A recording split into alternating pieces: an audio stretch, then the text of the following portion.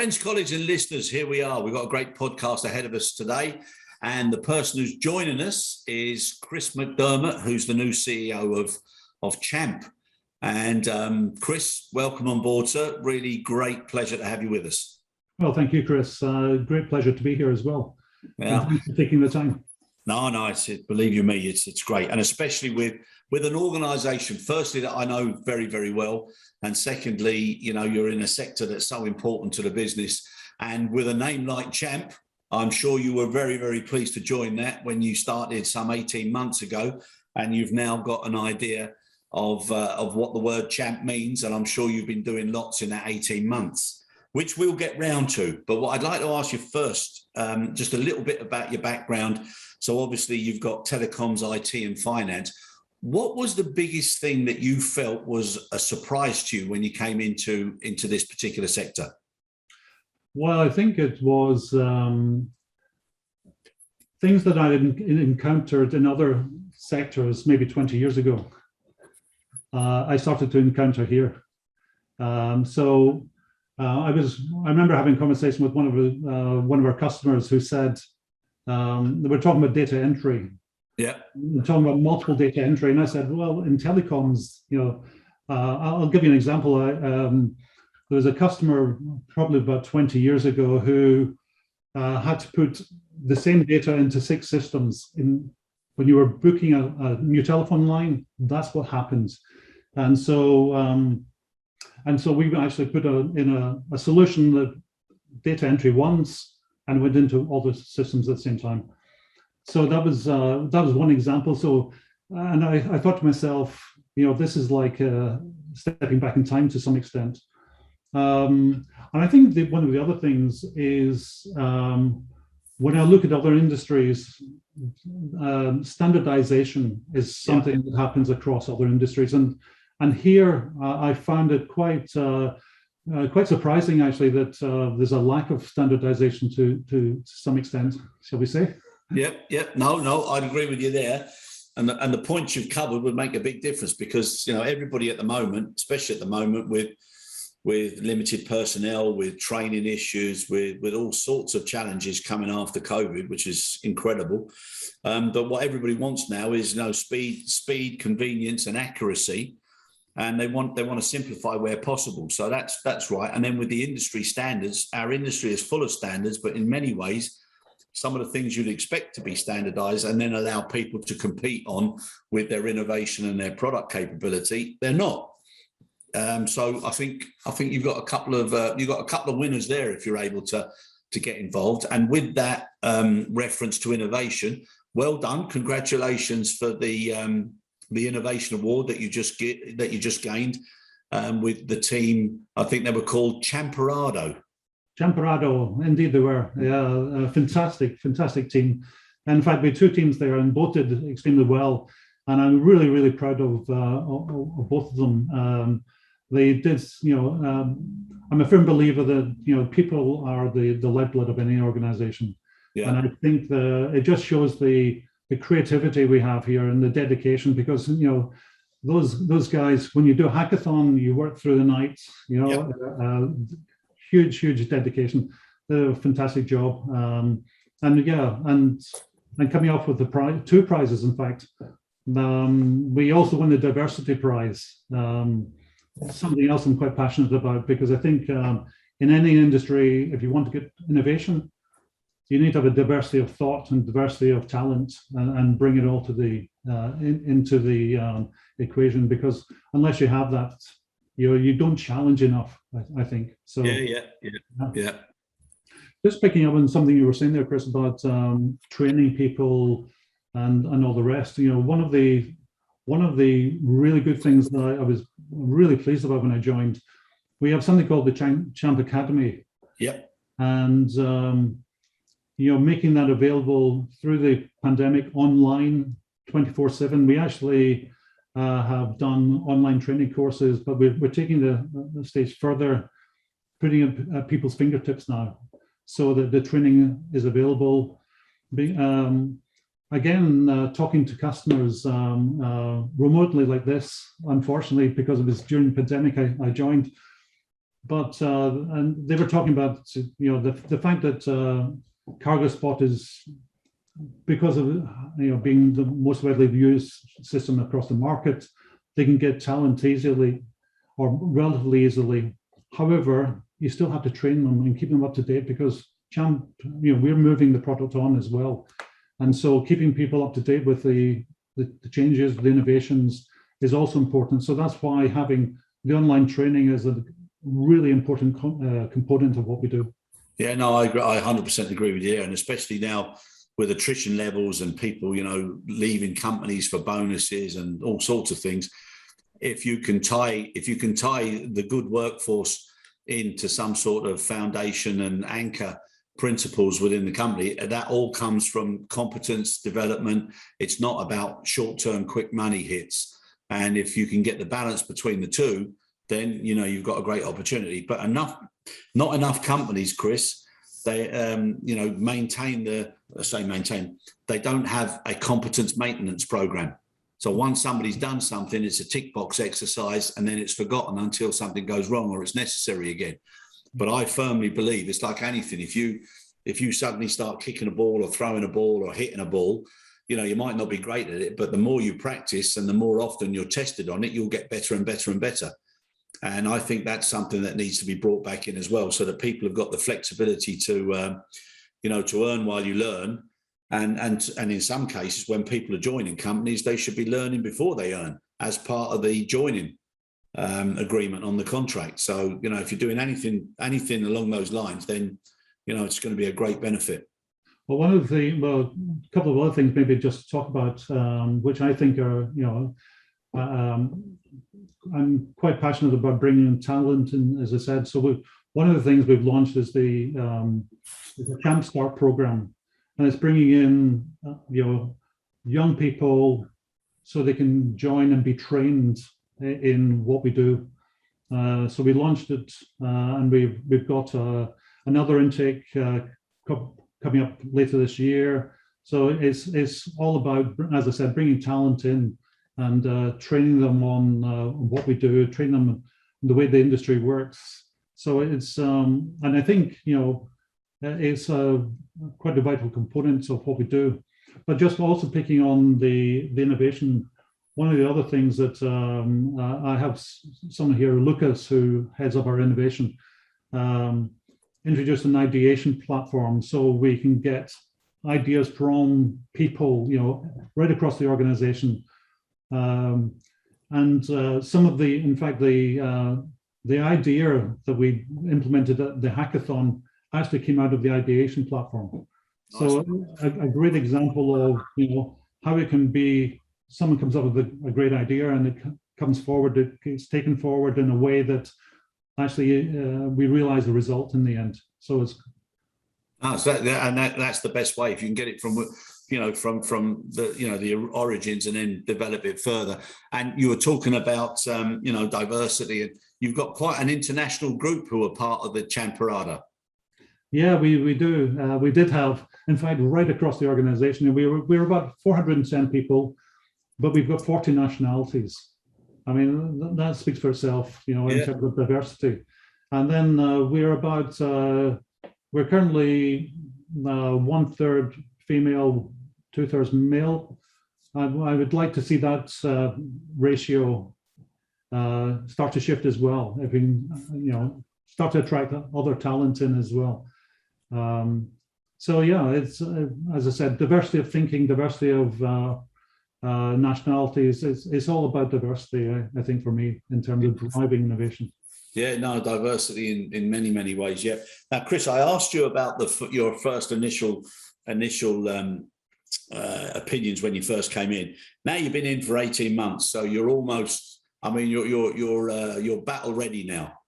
So what are the areas now that you want to focus so that it sort of has the McDermott tick after a little while? What are you looking to introduce now that you think is either securing a foundation of capability and development and innovation, or something that you think is totally new, or something that you think needs to be done within the community? Well, I think when I joined, and I spent probably the first 6 months just listening to people, asking questions and listening. So I talked internally to people. I talked to customers. I started to form my own opinions about things and where we needed to go. And one of the and out of that came 3 words. The first word was open. The second word was collaborative. And the third word was innovative. Yeah. Yeah. And I wanted those 3 words to both reflect our technologies, but also our way of thinking. Yeah. And open in terms of, you know, if you think about our platform, you know, in terms of Cargospot. By the way, there's a lot more we do other than just Cargospot. Oh no, that's clear. Yeah, but thinking about our platform, so open it up, open the technology up. So we actually have opened the platform quite considerably. So we selected an API gateway from called Apigee, which is Google's, which is in the top magic quadrant of you know, Gartner's magic quadrants.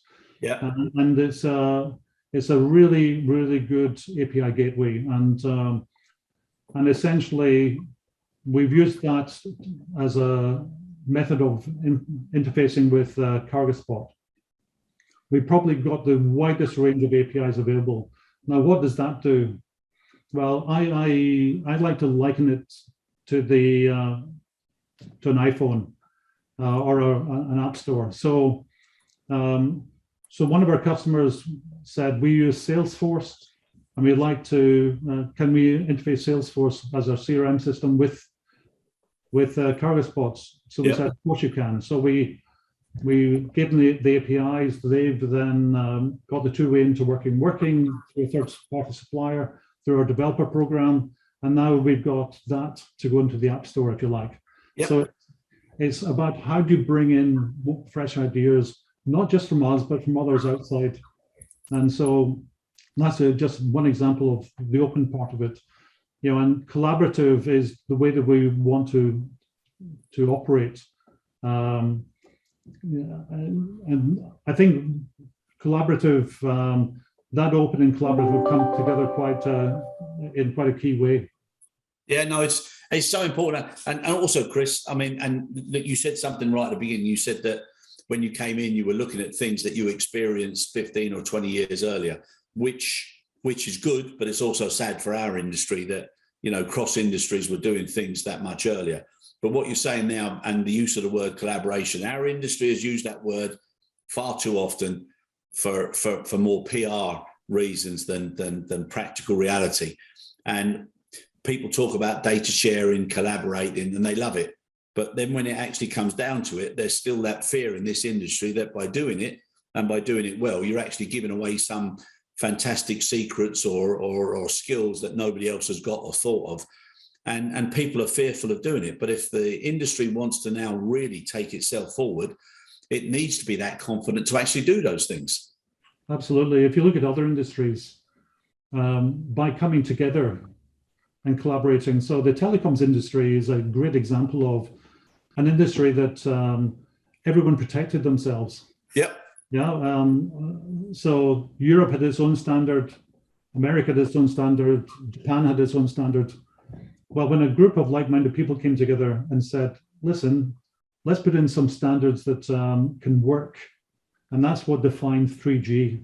Yeah. And now look where we are. And look at the opportunities for a much wider community. You know, it brought in such talent and such new ideas. It's actually changed to the industry, and I think the same could happen here. Yeah, no, I agree with you. I agree with you 100%. Now, I spent a lot of time with, I think, anyhow, one of the best companies in this industry, Lufthansa. I was 29 years with them, so that's where I got the best training, the best step up, best opportunities. It was an incredibly good experience. Now, you've got the Traction Cargo Hub as one of the other tools in the toolkit. I mean, how what would I say? How positive do you think the principles that are there between the organisations and the outcomes?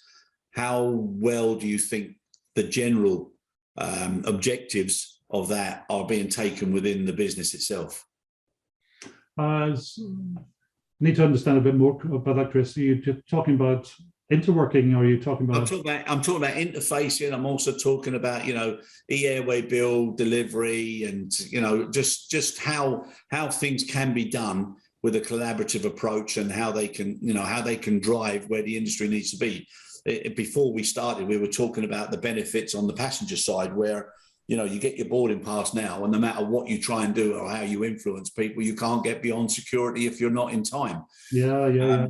And then on the, you know, on the general cargo handling side, we've been talking about paperless drive, and, you know, and people's understanding of what paperless and what you know, what e-airway bill actually is. Yeah. There's a huge spectrum of understanding and interpretation. Yet people start, you know, quoting figures and statistics which are nowhere near relevant or practical in the real world. Well, it's interesting that, because you know, in other industries also, you digitize early, yeah, in the process. You know, I hear statistics about e-airway bills, and then you look at the practicalities, and there. So we are actually working collaboratively with a number of customers just now on actually digitizing the airway bill. Digitizing the airway bill and making it an e-airway bill, because there's you can use, you know, optical character recognition. Yeah. To actually bring it in and digitize. And that's quite, you know, as I said, other industries have done that. And in places where there is still paper, there's the ability to do that and digitize. And I think, you know, everyone should be grasping that opportunity. There's also, you know, through the pandemic, I think some of our customers have actually taken advantage of it and said, listen, we only want to deal with the airway bills in the future. And so we're starting to insist on the airway bills, which is good news. Yeah. So, which comes back to these like different types of industry standards. Yeah, indeed. Yeah. And actually, you talk about Cargo Hub. Cargo Hub is a great example of, you know, I use the, have you read The Hitchhiker's Guide to the Galaxy? The Babel fish. Yeah, right. Cargo Hub is the Babel fish of the industry, because it takes in the input and does a translation. Yeah. Yeah. And it's fantastic at doing it. And actually, one of the things we're also looking at is, we talk about APIs, and you know, as I said, we've published a great number of our APIs to open up things. But I also hear people saying, well, you've got your APIs and other people got their APIs. And you know, they're different. So one of the things we're also working on, the Cargo Hub team, is a one-to-many API hub. Yep. That's doors to doors, and then you can take your choice, make your decisions. Yep. Absolutely. So these are some of the other innovations that we're coming through, which, you know, as I said, it's about how do we open things up more. How do we get that connectivity? How do we get that collaboration? And hopefully you'll start to see some of these things coming through in a much more meaningful way. Oh, that's good. That's good, Chris. I mean, in fact, that's very good. And like remembering who the people are on the floor. You know, we had a little football analogy, and at the end of the day, you know, it's a score on the floor, not somebody sitting up in the boardroom. And that's where people need to focus, because without that winning streak, it doesn't matter how good you want to be or a quote, you know, you're not going to get there. And talking about services, so obviously you've got your cargo management, application services, supply chain integration, you've got regulatory compliance services, community marketplace services, cargo insight services. So your toolkit is very ample, is very very productive there. And the community-driven options with sales, operations, revenue, and the community itself. So you've got an awful lot of components there, or parts to the jigsaw. After this 18 months now, are you looking at like, a change and transformation program, or, creating a new DNA? Yeah, in fact, we've kicked off a transformation program. And I actually have one of my exec team members who's running it. And we've taken it quite widely, and we've got quite a number of streams. Yeah. We're driving that transformation now. We started last year, and some of the innovation ideas I've been talking about are things that are coming through from that. But we're also looking at quite a number of aspects of the business, and part of it is also about our customer focus and making sure that you talked about the shop floor and getting feedback from users. I mean, that's a key component of what we need, isn't it? Yeah, of course it is. Yeah. And the more often and the more regular, the better. Yeah, absolutely. And so there is quite a transformation program going on. You may have, also one of the other things we did, there was a business called Longitude that was part of CHAMP. Yeah. You may have noticed that we actually sold that to the minority shareholders towards the end of last year, because it was not going to be core to the future of what we were doing. So we're focusing down on the things that are important, and making sure that we're doing those things in the best possible way. That's it. Yeah. No, it's always good. Get back to the core business and what you want to do. And then I would imagine once you do that, and because of the innovation streak that's there, you've got the opportunity then to see what you can do to add on, which then takes you into a different level, but it's all customer service related. Well, we've got we have quite a number of ideas, Chris, coming out of the transformation program. So it's really quite exciting, actually. And once we formulate more of them, I'm sure you'll hear about them. Yeah. Looking forward to that. But it's exciting when you've got that sort of an environment and a platform whereby you just look up at a whiteboard, and then all of a sudden you've got all of these innovative ideas, and then you cluster them and stream them, and then prioritize them, and then obviously add a little bit of finance outcomes to them. I mean, it's a great position to be in, because for so long people have left that whiteboard empty. Yeah, as I said, the whiteboard is pretty full, which is great. And as I said, the other thing is we always do the things once we've come up with the ideas, and we always go and talk to customers about them and make sure that these are things that would resonate with them. And if we get the customers buy-in, then we'll back it. And that's the whole process we're going through. Brilliant. Yeah. Chris, it's been an absolute pleasure listening to you, and it's always I love listening to people who come in to a company or an organization or an industry, and with fresh ideas, and then also to find out what their first or initial impressions were when they came in, which has been great. But I'd love to have a follow-up with you, especially now as we've just skirted around these innovations, the DNA change, the transformation, because I'm sure you'd like to release certain things in a certain formal manner rather than them come out over a podcast.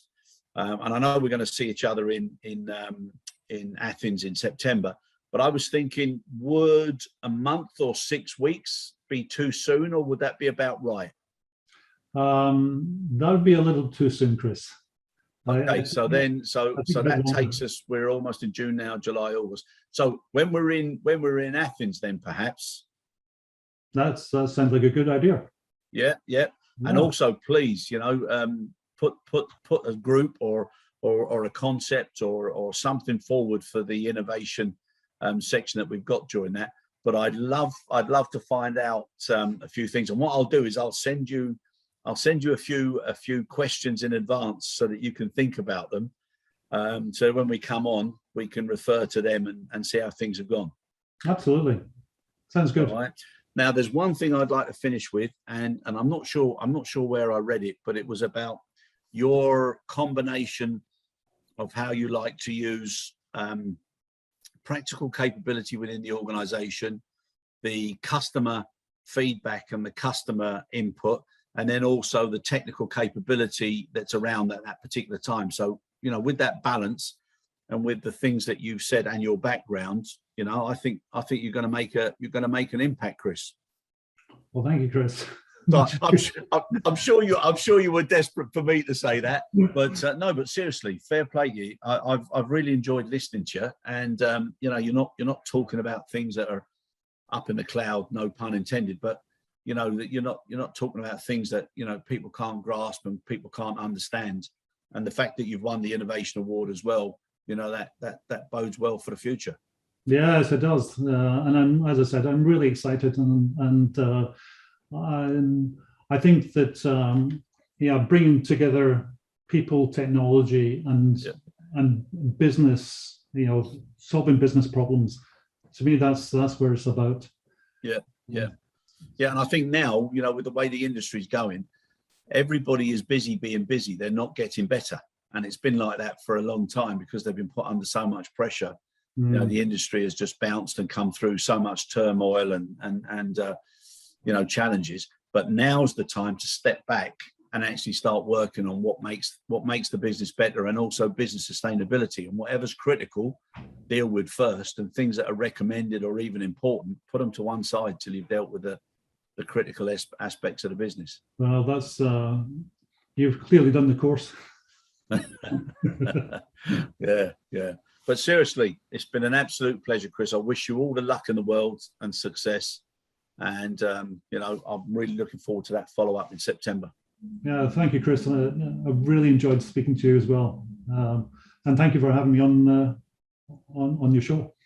And I've got to say, if I was to close my eyes and just listen, I'd be able to tell some of my friends that I've actually interviewed a Graham Souness sound-alike. Well, I'm not sure who that's. That can't be the first time you've heard that, surely. That is the first time I've ever heard that. Yes. Is it? Yeah. I tell you, I just closed my eyes earlier on. I thought, blimey, I'm talking to Mr. Souness. Oh well, no, that's the first time I've ever heard that. Yeah. Actually, most people get my accent wrong. You're one of the first to get it right. Really? Well, yeah. They pitch you as being part of the green instead of the blue. Yes, they do. They do indeed. Yeah. No, but it's good. But seriously, Chris, good luck, my friend, and we wish you all the best. Thank you, Chris. All the best now. Thanks.